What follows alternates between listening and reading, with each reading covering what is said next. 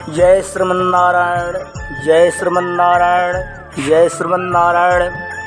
इस वर्ष फाल्गुन कृष्ण पक्ष गणेश चतुर्थी यानी गणेश चौथ का पर्व दिनांक 28/2/2024 दिन बुधवार को मनाया जाएगा।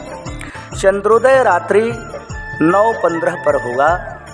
पार्वती जी गणेश जी से पूछती हैं कि हे वत्स, फाल्गुन कृष्ण चतुर्थी को गणेश जी की पूजा कैसे करनी चाहिए, इस महीने में किस नाम से पूजन होता है और आहार में क्या ग्रहण करना चाहिए।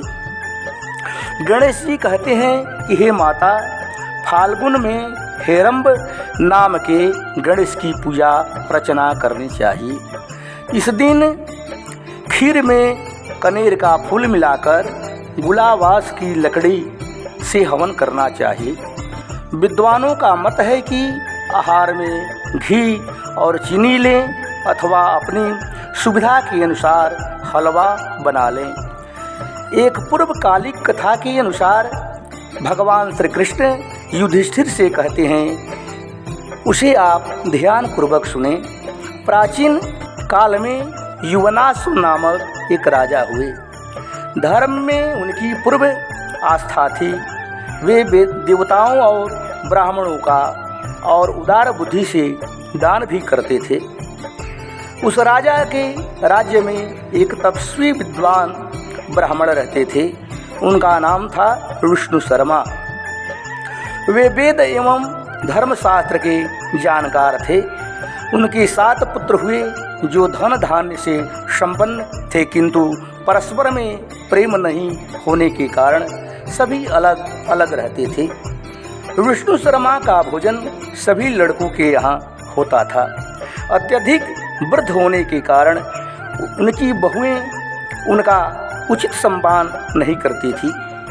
एक समय की बात है कि विष्णु शर्मा गणेश चतुर्थी के दिन अपनी बड़ी पुत्रवधू के घर गए।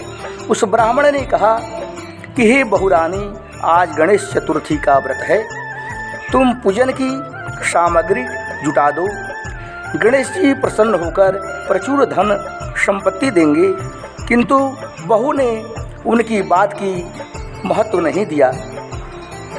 बहू ने कहा कि मैं गणेश जी का व्रत नहीं जानती और गणेश को, अतः आप दूसरे जगह जाइए। इस प्रकार बहू की बात सुनकर बारी बारी से सभी के यहाँ गए, किंतु सभी ने वैसा ही उत्तर दिया। छोटी बहू बहुत ही धनहीन थी, लेकिन धर्म के प्रति श्रद्धा थी।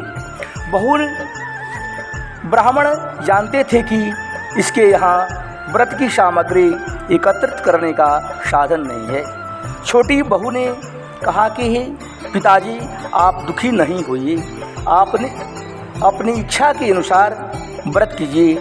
मैं भी आपके साथ संकट नाशक श्री गणेश का व्रत करूंगी, जिससे हमारे दुख का निवारण होगा। इतना कहकर छोटी बहू घर से बाहर आई और पड़ोस से भिक्षाटन करके अपने और ससुर के लिए अलग अलग लड्डू बनाए। पूजन की सामग्री चंदन, पुष्प, अक्षत, धूप, दीप, नैवेद्य, फल और तांबुल के द्वारा ससुर के साथ श्री गणेश जी का पूजन किया। पूजन के बाद उसने अपने ससुर को भोजन कराया, किंतु स्वयं ही निराहार रही। हे देवी, आधी रात के बाद उसके ससुर विष्णु शर्मा को कै दस्त होने लगे। उसने धैर्यपूर्वक उसको साफ सुथरा किया और दूसरे वस्त्र पहनाए।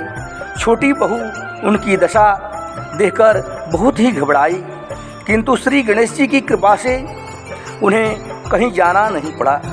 किंतु विष्णु शर्मा स्वयं ठीक हो गए। रात भर विष्णु शर्मा की सेवा में ही समय व्यतीत हो गए।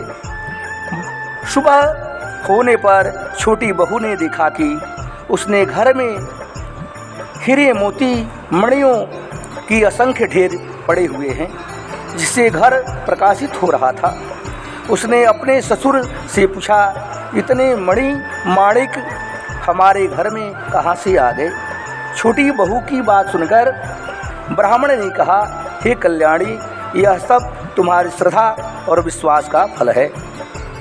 तुम्हारी भक्ति के से प्रसन्न होकर श्री गणेश जी ने तुम्हें प्रसन्न किया है। छोटी बहू ने कहा कि आप धन्य हैं, आपकी कृपा से श्री गणेश जी की भी प्रसन्न हुए हैं। मेरी दरिद्रता दूर हो गई, घर में अतुल्य संपत्ति आ गई और आपकी कृपा से मैं भी धन्य हुई। छोटी बहू के घर में अपार शक्ति देखकर अन्य बहुओं की सीमा न रही और वे सोचने लगे कि इस बूढ़े ने अपने जीवन की सारी कमाई छोटी बहू को ही दे दी है। तुम लोग के मन में भ्रम है, मैंने छोटी बहू को कुछ भी नहीं दिया है।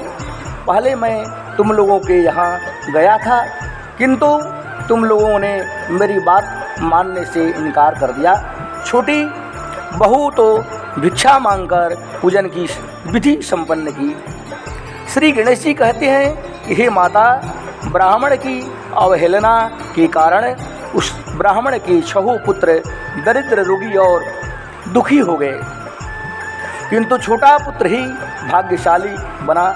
वे 6 आपस में होड़ करते हुए फाल्गुन कृष्ण पक्ष में गणेश चतुर्थी का व्रत करने लगे। इस व्रत के प्रभाव से वे सभी भी क्रमशः धनवान बनते गए। इस प्रकार जो लोग भी इस व्रत को करेंगे उनका घर भी धन धान्य से परिपूर्ण हो जाएंगे। भगवान श्री कृष्ण कहते हैं कि हे युधिष्ठिर, गणेश चतुर्थी व्रत के प्रभाव से राज्य की कामना करने वालों को राज्य की प्राप्ति होती है। इसलिए हे राजन, आप भी इस व्रत को अवश्य करें, जिसके फलस्वरूप सभी कष्टों से मुक्त होकर राज्य सुख का उपभोग करेंगे। भगवान श्री कृष्ण का आदेश एवं उपदेश सुनकर धर्मराज युधिष्ठिर ने भी इस व्रत को किया। व्रत के पश्चात श्री गणेश जी की कृपा से अखंड राज्य की लक्ष्मी से संपन्न हुए। बोलो श्री गणेश जी महाराज की जय, पार्वती मैया की जय।